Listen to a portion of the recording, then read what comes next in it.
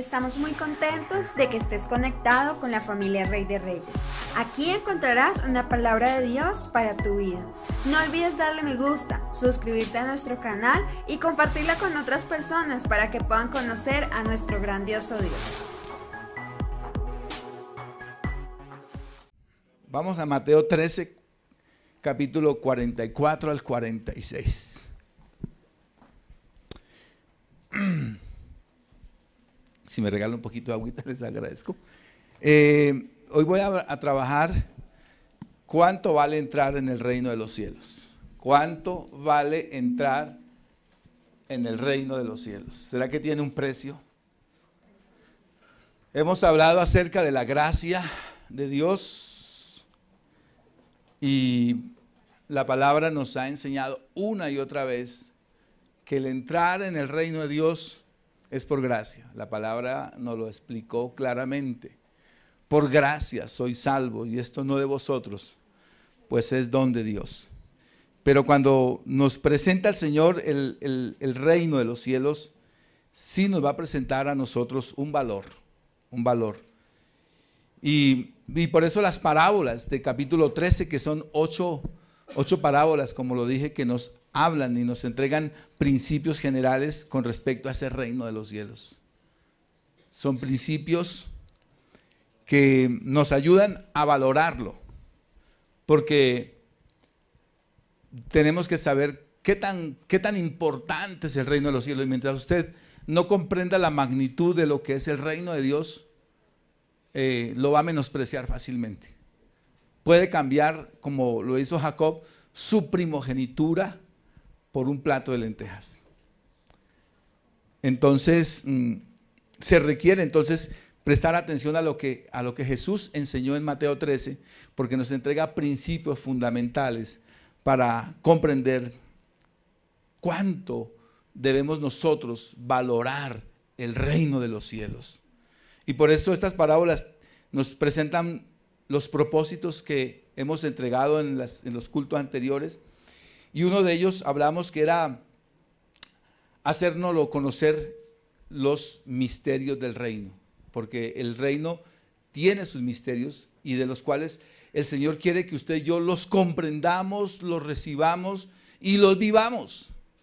Son misterios, como lo dije, no de películas como de Drácula, de Agatha Christie o de qué sé yo, del Señor de los Anillos, nada de eso, sino son misterios que Dios quiere revelar para que nosotros como cristianos podamos vivir una vida fructífera en Dios. Dios no quiere personas con una vida sin fruto. Recuerde que Él dijo, yo soy, mi padre, ¿cómo es que dice la palabra? Yo soy la vid, mi padre el labrador, y todo pámpano que en mí no lleva fruto será cortado. O sea, Dios espera que nosotros podamos dar fruto, ¿verdad? Y los frutos que nosotros podemos dar, los podemos entregar cuando podemos comprender el valor del reino, Pero también entendimos que esas parábolas también hacen que para aquellos que menosprecian el reino, aquellos que teniendo conocimiento del reino, lo desprecian, lo subestiman, entonces el Señor se cierra a ellos y como dice la palabra, y Isaías en el capítulo 6 y Mateo en el capítulo 3, versículo 10, dice para que viendo no vean, oyendo no oigan, y no sea que se conviertan y se salven. Y uno dice, Señor, no entiendo lo que tú dices ahí. Lo que sucede es que el Señor ha visto que personas que teniendo el entendimiento de la palabra han entrado en una posición de crítica para juzgar lo que sucede en el reino de Dios. Y en vez de ser personas que quieren vivir por fe, y como dice la palabra, sin fe es imposible agradar a Dios. Entonces ese tipo de personas el Señor se cierra hacia ellos. Y lo vemos que hasta el capítulo 12 Jesús se manifestó a la humanidad con señales, milagros, prodigios. Encontramos incluso el Sermón del Monte en el capítulo 5 al capítulo 7, el Sermón del Monte donde Él se manifiesta como el maestro por excelencia, milagros que Él manifestó porque cada predicación de Jesús era respaldada con milagros, con señales y el pueblo veía, pero Eso produjo como una especie, y permítame usar la palabra morbo, en el buen sentido, cuando las personas ven que hay una multitud y corren a las multitudes, pero la gente buscaba más a Jesús por los milagros, por las señales, por los prodigios, mas no porque querían la salvación de sus almas. Y el propósito de Dios en el ser humano no es tanto la sanidad. No es tanto la sanidad. Dios lo hace y lo hace cuando Él quiere. Pero yo no puedo buscar a Dios si me sana o no me sana. Yo lo busco a Él porque lo he recibido como mi Señor, el que gobierna mi vida, y Él es mi Salvador. Y de ahí comienza mi fe. No porque Él haga un milagro, porque muchos recibieron milagros, pero muchos de los que recibieron milagros dijeron: crucifícale. Y entonces Jesús como que se hace a un lado de ellos y ya no quiere saber de hacer milagros, y comienza entonces con Mateo capítulo 13 a entregar parábolas.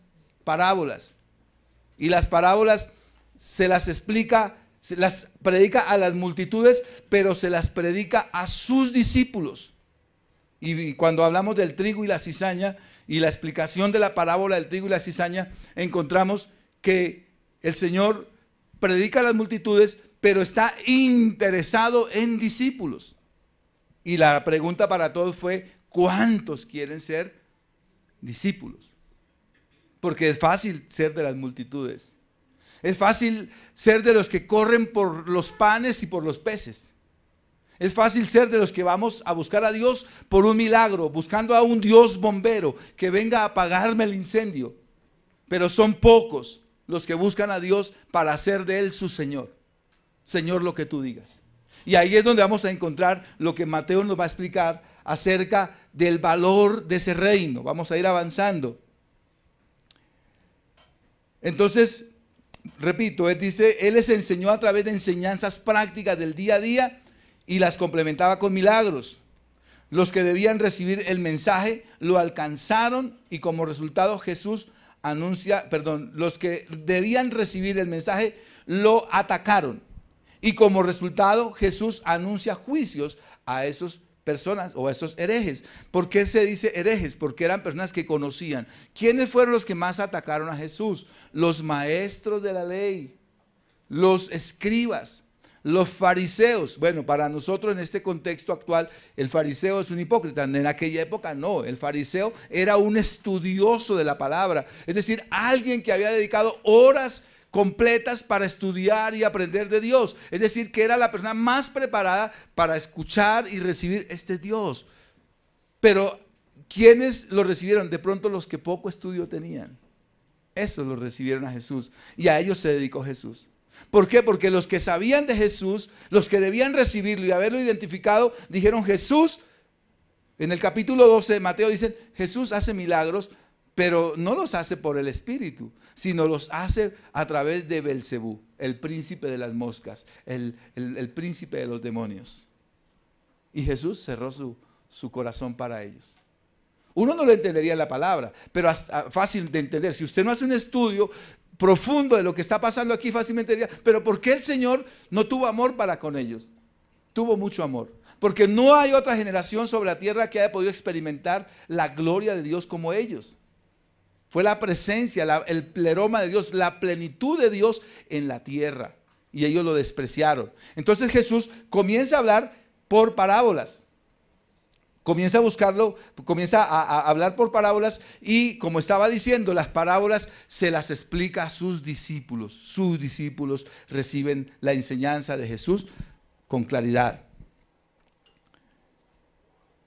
También hemos aprendido que en las parábolas habían verdades relevantes, tanto para ellos en aquella época como para nosotros hoy. Entonces se trata de conocer la palabra y aplicarla a nuestra vida. O sea, no solamente ser tan solamente oidores olvidadizos, sino hacedores de la palabra. O sea, la palabra no es que me corresponde a mí predicar, entonces yo cojo la Biblia para leer, a ver qué le predico a la iglesia. La Biblia primero debe hablarme a mi vida. La Biblia debe traer transformación a mi vida. La Biblia debe ser el libro del cristiano todo el tiempo leyendo la palabra, porque la palabra le va a traer la transformación. No la predicación de cada domingo, bueno, le va a ayudar, pero lo que le va a traer a usted transformación y cambio en la vida es el encontrarse con la palabra. Entonces miremos ese valor del reino de los cielos, ese valor. Y no quiero hacer referencia a un precio monetario, no es monetario. O quizás que comprometa el tener o el no tener. Porque entonces el que no tiene no podría ser digno. No se trata de si usted tiene o no tiene. Lo que quiero decir es que el reino de los cielos demanda sinceridad. Ese sería uno de los valores. Vamos a ir mirando poco a poco esos valores para que luego miremos las parábolas. Porque no quiero hablar de las dos parábolas que he leído en Mateo 7, no las he leído todavía, ¿verdad? Mateo 13, 44 al 46, leámoslas. Dice, además el reino de los cielos es semejante a un tesoro escondido en un campo, el cual un hombre halla y lo esconde de nuevo. Y gozoso por ello va y vende todo lo que tiene y compra aquel campo. También el reino de los cielos es semejante a un mercader que busca buenas perlas, que habiendo hallado una perla preciosa, fue y vendió todo lo que tenía y la compró. Entonces nos presenta dos parábolas hermosas ahí donde comparan el reino de los cielos. Pero hablemos de ese valor como lo estaba diciendo, que no hace referencia a un precio monetario.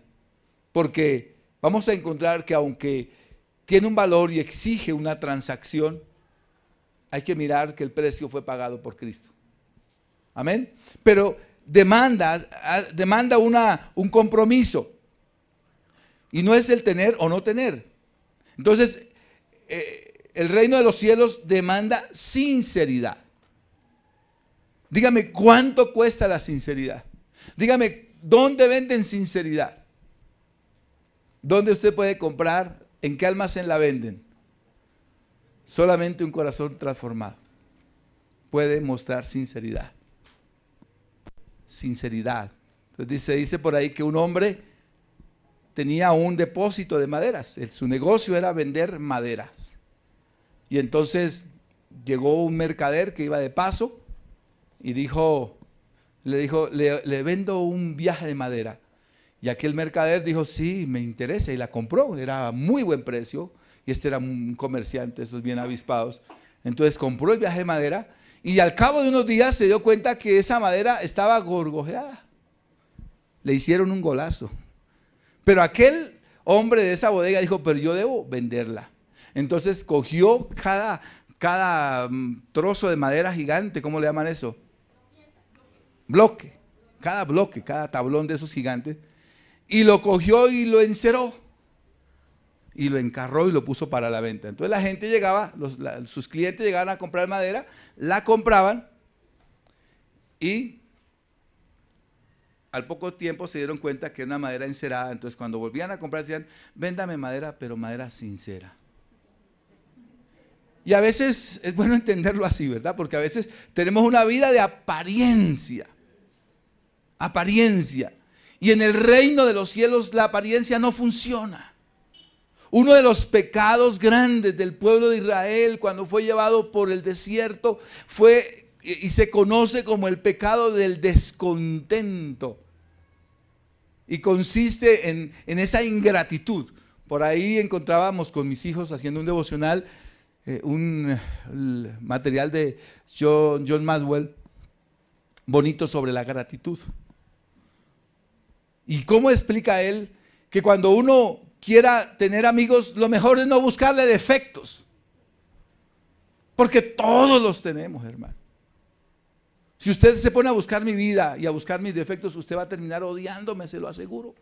Yo tengo exagerados defectos, muchísimos. Y si yo lo busco a usted para buscarle sus defectos, voy a terminar odiándolo, hermano.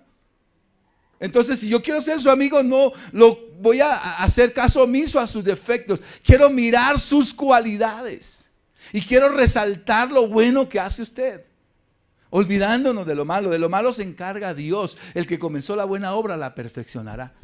Punto. Amén. Entonces dediquémonos a elogiar. Vean lo bueno que hace este muchacho, cómo es de inteligente. Mire cómo hace esto de bien. Oiga, mire. Eso es bueno. Yo le decía a Cindy, a los niños hay que recibirlos muy bien. Y estábamos hablando del tema y sin otra persona que estaba ahí, ella no sabía lo que estábamos hablando, hoy en la clase de los niños arriba, y llegó una niña y su maestra la recibió con un abrazo. Esa niña se sintió orgullosa, feliz. Por ahí había otro muchacho que entró y le dije, tú me caes bien, ¿cómo te ves de elegante? Eres muy hermoso. Y él se puso contento. Mire, ese es el ser humano, ¿cierto? Entonces, voy a traer esa lectura para cuando miremos con los líderes una reunión, porque quiero leerla con los líderes. A mí me movió, dije, Dios, ¿cómo hemos pecado nosotros buscando los defectos de las personas? Amén. Entonces, que Dios nos ayude. Entonces dijimos que demanda sinceridad. ¿Cuántos quieren ser o pedirle al Señor que le ayude a ser sincero? Quitamos toda mentira del diablo, toda hipocresía. Mateo 7, 21 al 23 dice, no todo el que me dice Señor, Señor, entrará en el reino de los cielos, sino el que hace la voluntad de mi Padre que está en los cielos. Ese. Dice, muchos me dirán en aquel día, Señor, Señor, no profetizamos en tu nombre, y en tu nombre echamos fuera demonios, y en tu nombre hicimos muchos milagros. Y entonces les declararé, nunca os conocí, apartados de mí, hacedores de maldad. ¿Por falta de qué? Sinceridad. O sea, uno de los valores del reino y que Jesús demanda es sinceridad. Número 2, el reino de los cielos demanda compromiso de todo su ser. Un compromiso. Yo sé que las parábolas, que en este caso las voy a dejar para el final, hablar de ellas, nos van a aclarar más.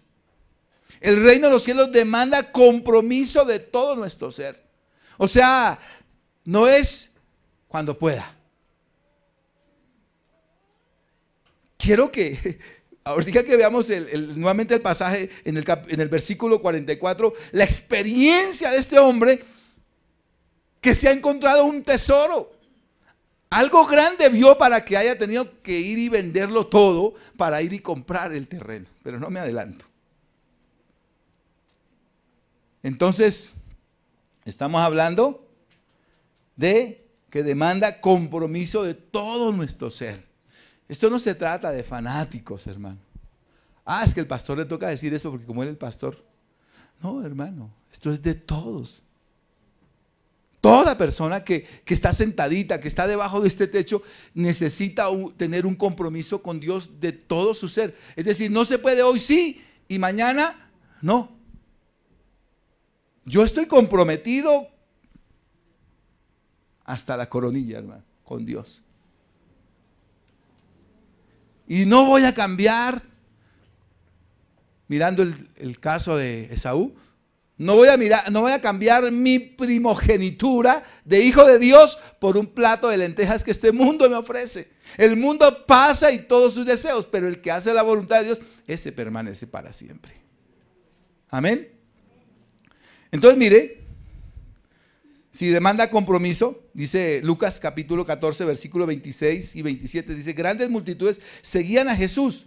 Y él se volvió y le dijo, si alguno viene a mí y no sacrifica el amor a su padre y a su madre, a su esposa y a sus hijos, a sus hermanos y a sus hermanas, y aún su propia vida, no puede ser mi discípulo. ¿Cómo le parece? Eso pareciera como algo incómodo. Y qué bueno que la palabra nos incomode. Dígale al Señor, incomódame con tu palabra. Sácame del confort. No, yo no voy a la iglesia, pastor, porque es que los niños, que están chiquitos.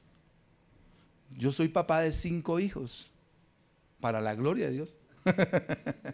5 hijos. Y usted hubiera podido ver a mi esposa Esperanza envolviendo a los chinitos en gorros, en bufandas, en abrigos, en ruanas. Llegamos, eso sí molestaban. Bueno, imagínense 5 criaturas chiquitos todos.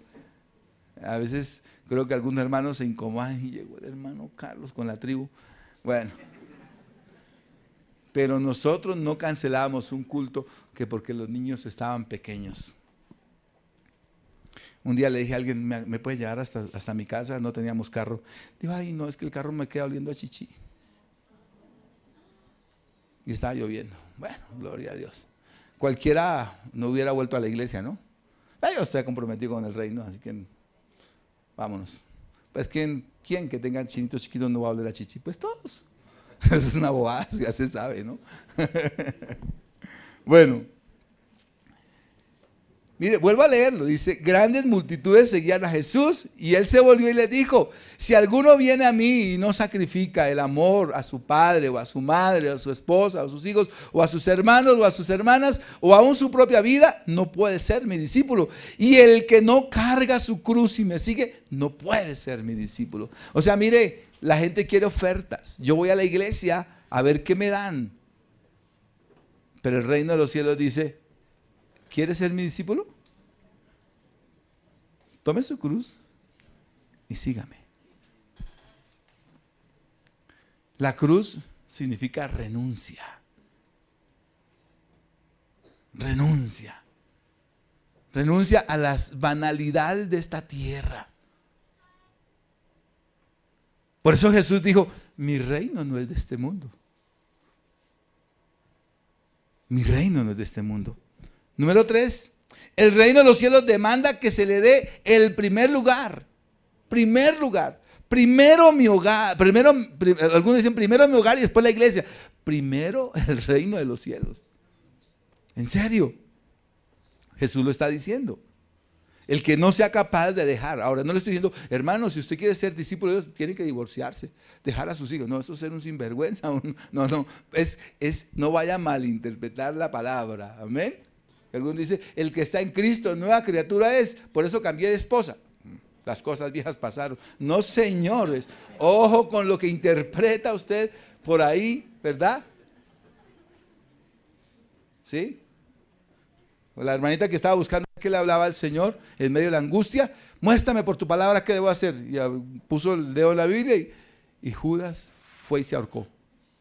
¡Uy, Señor! Y volteó la Biblia, ve y haz tú lo mismo. No, si así lee usted la palabra, pues está sobado, ¿verdad? Entonces, cuidado, ¿no? Cuidado con lo que estamos leyendo, ¿verdad? Porque lo que está hablando aquí el Señor es que para mí el reino de los cielos satisface todo mi ser. Todo mi ser. Todo mi ser. A mí el gozo del Señor es mi fortaleza.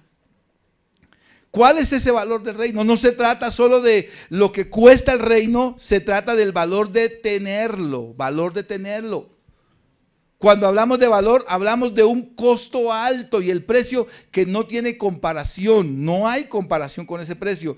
Y eso es lo que encontramos en estas dos parábolas, en el tesoro escondido y la perla de gran precio. Estas dos parábolas muestran el costo de ese reino. Steve Blossom, él habla de que ese reino incluye nuestro trabajo, nuestra familia, nuestros hijos, dinero. Es decir, le costaría todo, todo. Y estas parábolas nos ayudarán a entender lo que realmente es para usted y para mí la salvación. Amén.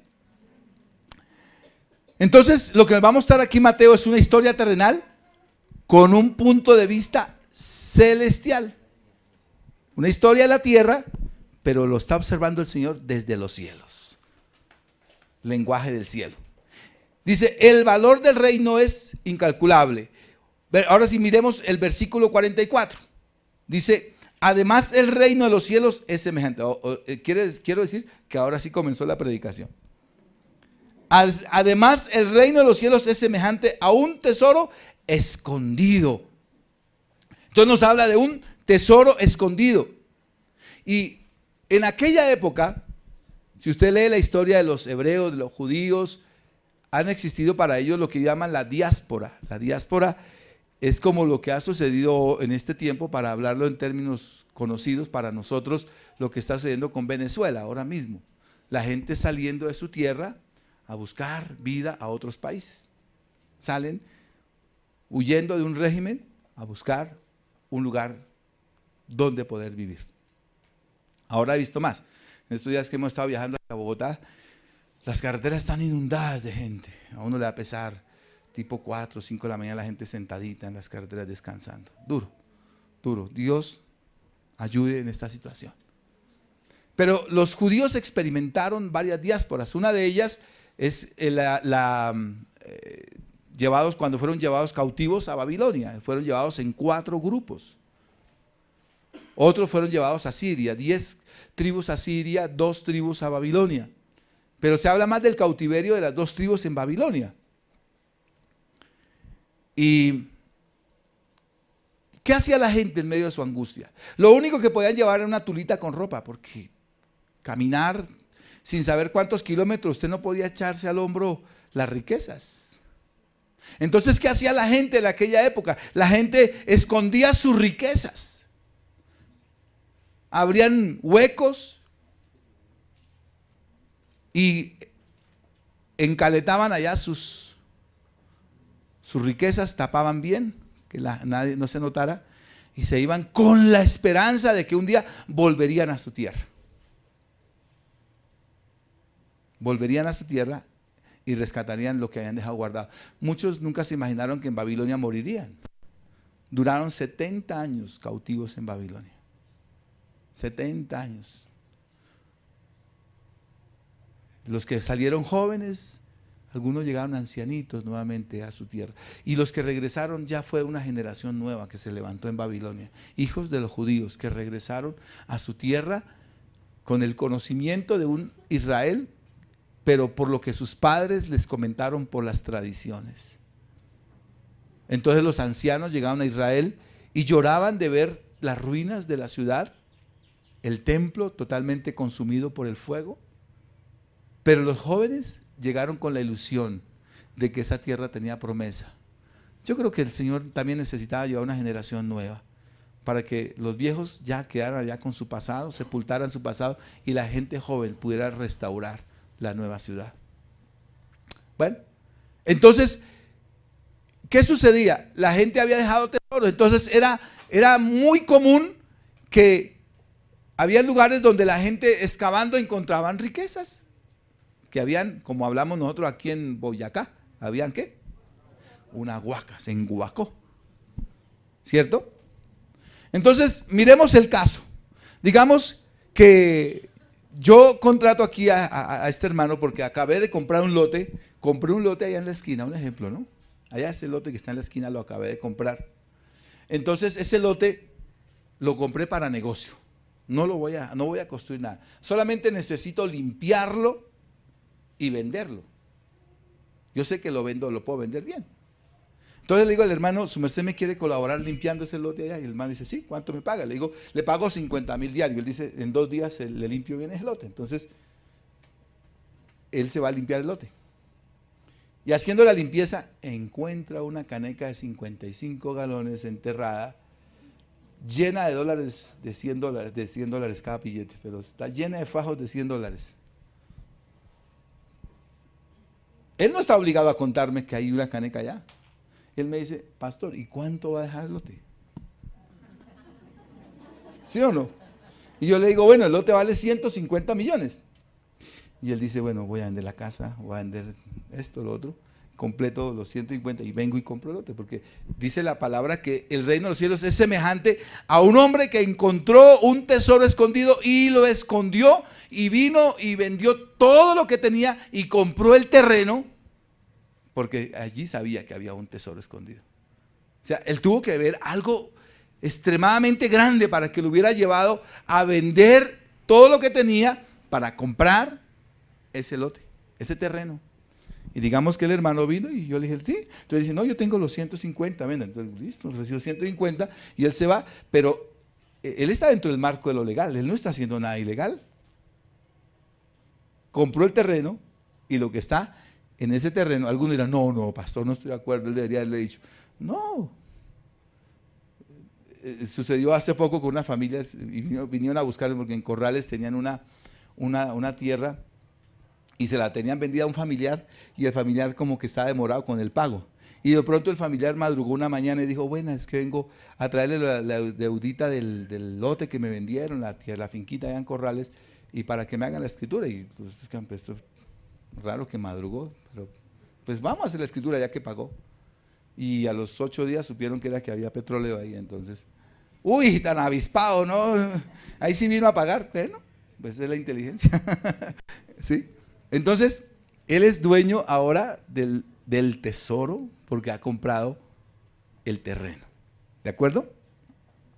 Entonces, estamos diciendo que era común que sucediera en esa época. Ya hablamos de la diáspora, había sucedido la diáspora, es la dispersión, el salir, la gente, el irse, la migración. Y lo que Jesús está haciendo es hablar en el contexto de su época, de lo que era común en aquella época. Y dicen que todavía en Israel hay lugares donde se encuentran tesoros, así que si usted quiere ir a Israel, no se le olvide llevar una pala.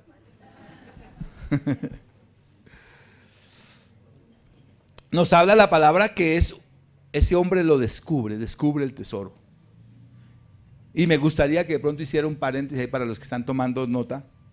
O sea, aquel hombre no lo estaba buscando. Su merced aceptó 50,000 diarios por ir a limpiar el lote. ¿Se fue buscando un tesoro allá? No. Lo encontró sin estarlo buscando. Pues eso es lo que la palabra nos dice. El reino de los cielos es así.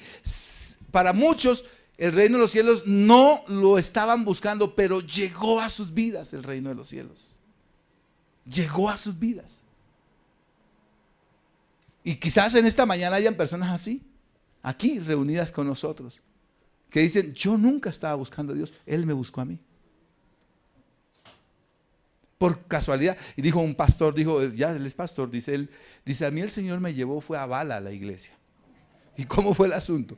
Él estaba por allá en Muso y se formó una balacera y corran y botaban bala para todos lados y no sabían para dónde correr. Lo único que encontró abierto fue la iglesia cristiana y se metió allí.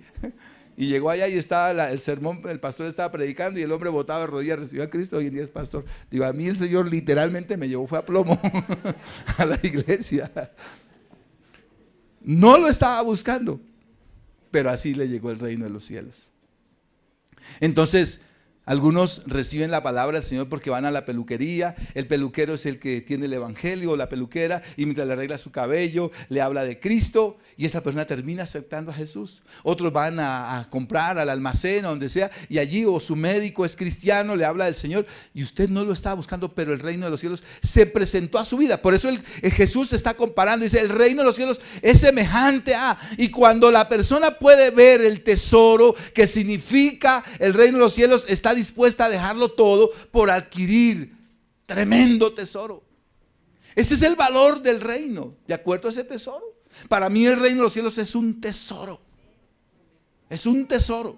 Entonces dijimos que este no lo estaba buscando. Bueno, ya hablamos del que encuentra el tesoro. Dice que es semejante a ese tesoro. El hombre estuvo dispuesto a renunciar a todo, ya lo dije.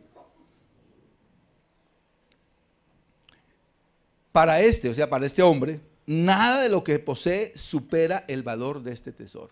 Y por eso para muchos dicen, pero es que mire, desde que se metió a esa iglesia, lo perdimos. Lo perdimos, ese era buen hijo, pero se volvió evangélico y nos dejó. No es que los ha dejado. Lo que pasa es que de pronto la familia no entiende lo que él está viviendo, está en el gozo de su Señor. Ahora, esto no puede ser temporal, no puede ser por una época y que bueno, estuvo consagrado unos días, no, porque el que ha encontrado el reino de los cielos va a perdurar en ese gozo. Podrá venir una enfermedad, una tribulación, una angustia, pero nada de eso le podrá robar el gozo de su salvación. Ahora sí entremos al versículo 45 y 46. Dice, también el reino de los cielos es semejante a un mercader que busca buenas perlas, que habiendo hallado una perla preciosa, fue y vendió todo lo que tenía y la compró. Entonces, a diferencia del otro, es un comerciante que anda buscando. El otro no andaba buscando, este sí anda buscando. O sea, el evangelio se manifiesta para los que no lo buscan, pero también se manifiesta para los que lo buscan. El reino de los cielos llega para el que no busca, pero también para el que busca. Para el que busca, halla. El que toca, se le abre. Amén. Y Jesús está mostrando eso. O sea, cualquier persona que anhele buscar del Señor, va a querer recibir al Señor. Bueno, no sé en qué grupo se haga usted. Lo cierto es que estamos aquí. Algunos se les presentó el reino de Dios. Otros lo buscaron.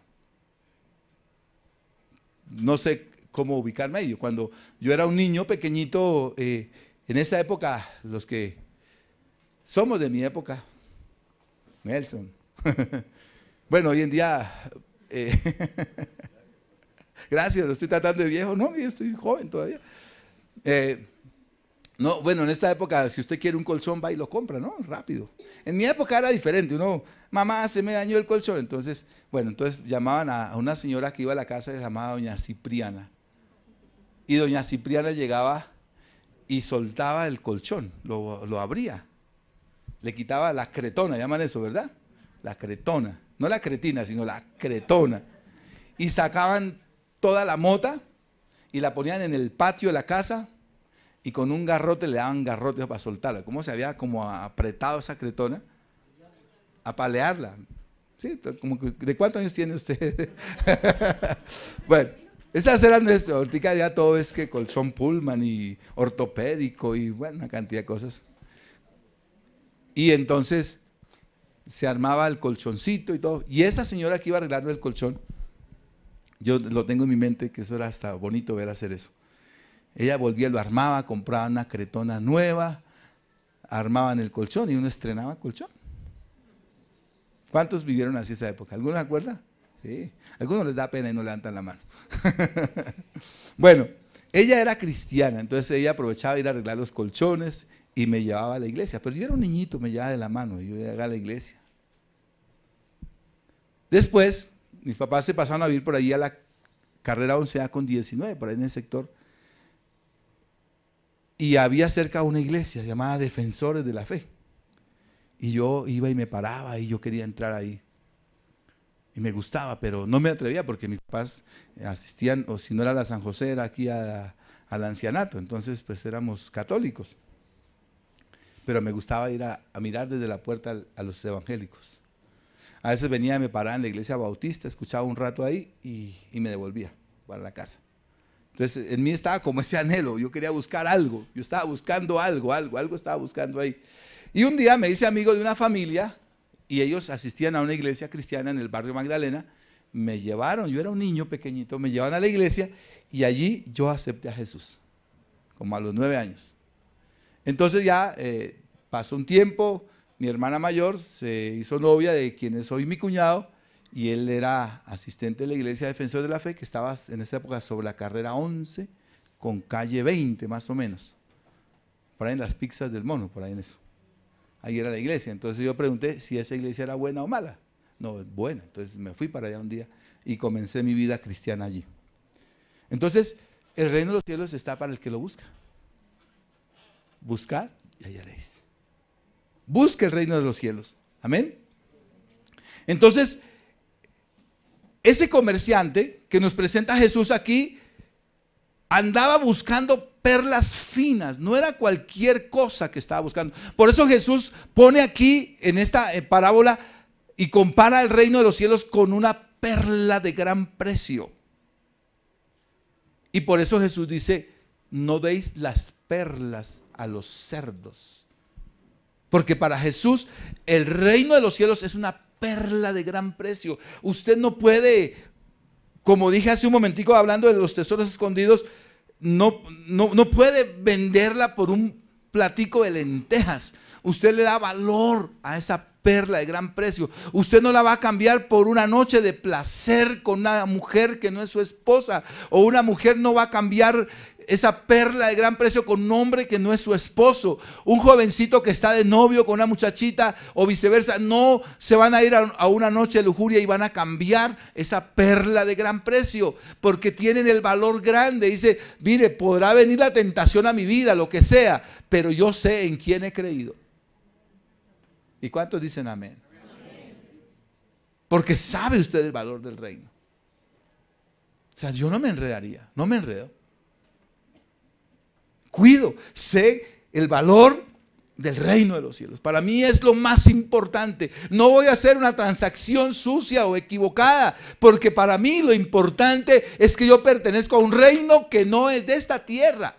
Que esta tierra pasa, que esta tierra se acaba, que esto es efímero, que esto terminará un día, pero el reino de los cielos se mantiene por la eternidad. Y eso es lo que Jesús quiere que yo valore. El valor del reino. Cuán importante para mí es pertenecer al reino de los cielos. No solamente estar inscrito en la nómina de una iglesia, porque puede estar en la nómina de la iglesia, pero no en el libro de la vida. Entonces, encontrar esa perla de gran precio le puede invitar a usted a vender todo lo que usted tiene para adquirir esa perla de gran precio. Es decir, está dispuesto a dejarlo todo. Yo también viví mi vida de viejo hombre. Bueno, conocí el evangelio a los 9 años. Estuve un tiempo en la vida cristiana, como a los 17 años mis padres se fueron a vivir a Monguí. Y allá entré en un mundial. Y en el mundial entonces aprendí a beber, a fumar. Y Dios me sacó de ser un alcohólico. Dios me ayudó.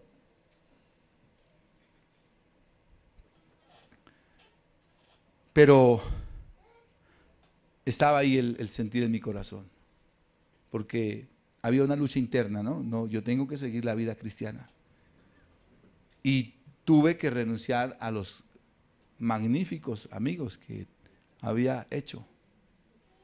Amigos que no me iban a edificar en mi vida.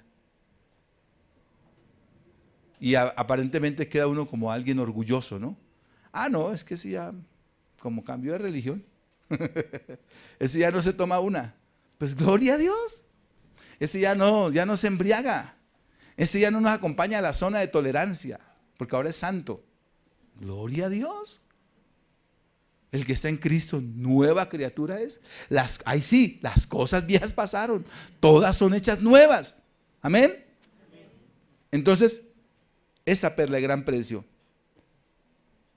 debe ser tan hermosa que aquel hombre dijo, yo quiero dejar todo lo que hay.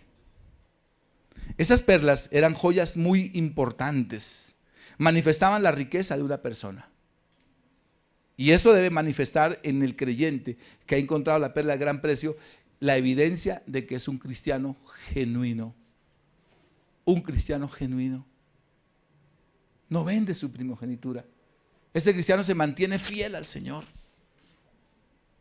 Ese cristiano ha descubierto las riquezas del reino. Mire, algunos hermanos dicen, pastor, ¿y usted obliga a la iglesia a diezmar? Yo le he dicho a la gente, el diezmo es una revelación del reino. Yo no tengo conflicto con el diezmo.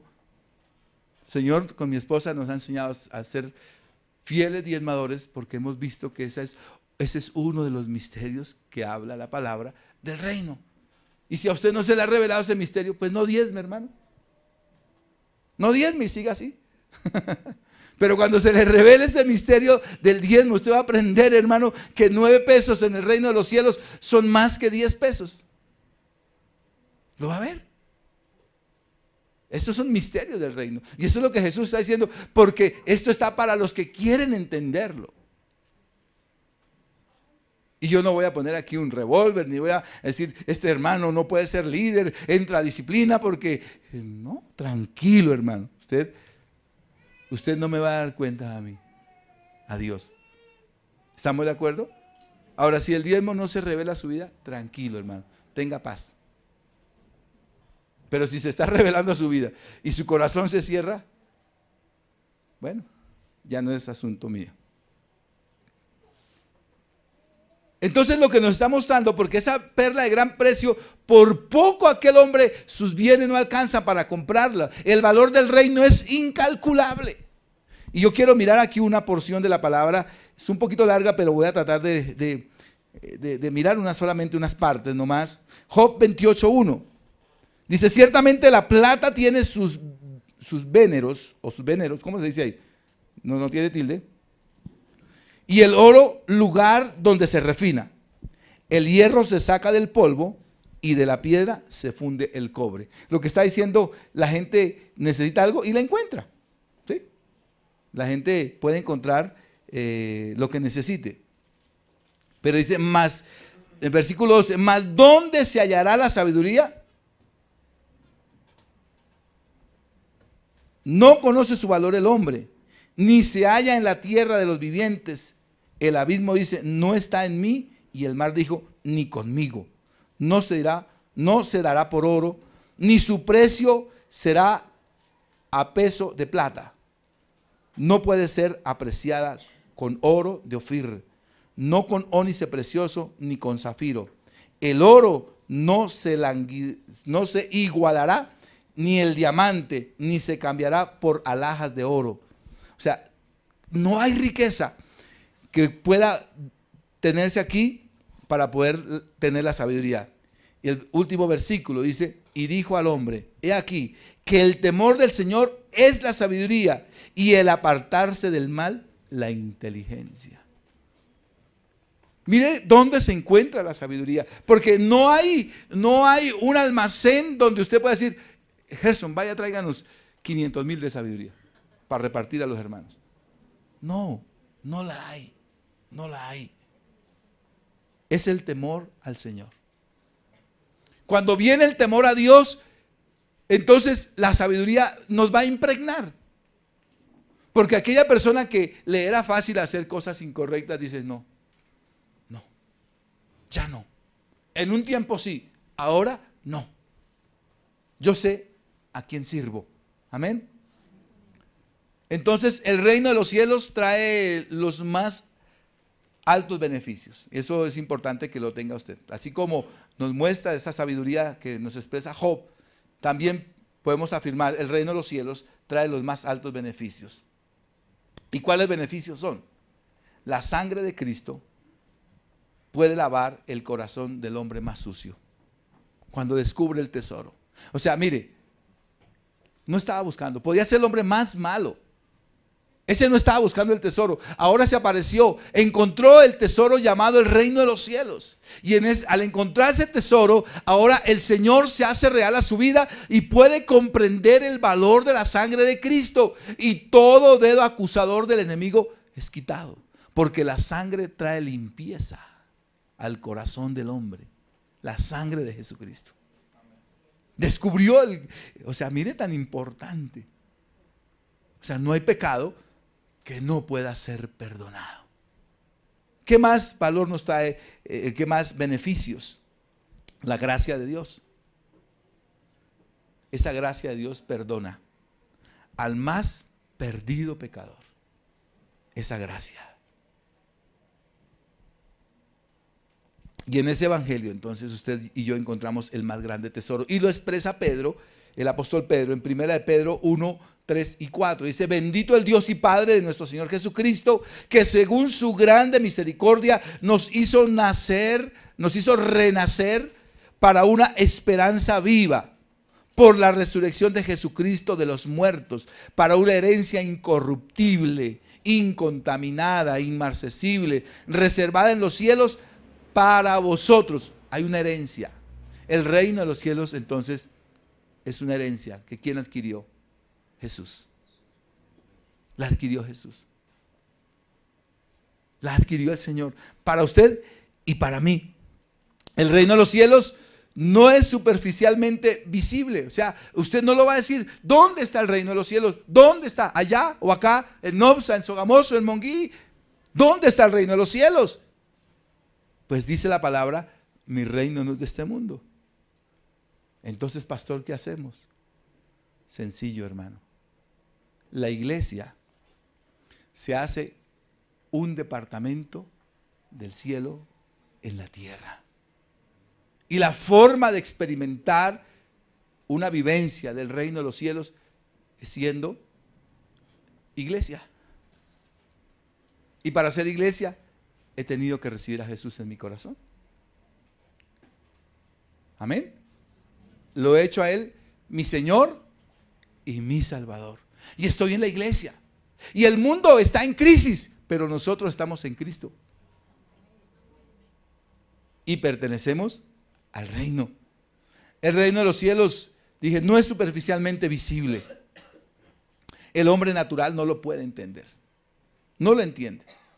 Ese va a decir, pues esa gente es como loca, imagínense. Madrugan unos, aquí desde las 6 de la mañana estaban esperando y se demoraron en abrir hoy y estaban en la puerta y ¿a qué horas abren? La gente afuera no entiende, dice, ¿cómo va a ser posible esa gente madrugar un domingo en vez de estar durmiendo delicioso, levantarse a las 11:30, irse a comer un asado bien delicioso por allá hacia la Firavitoa? Domingo para descansar.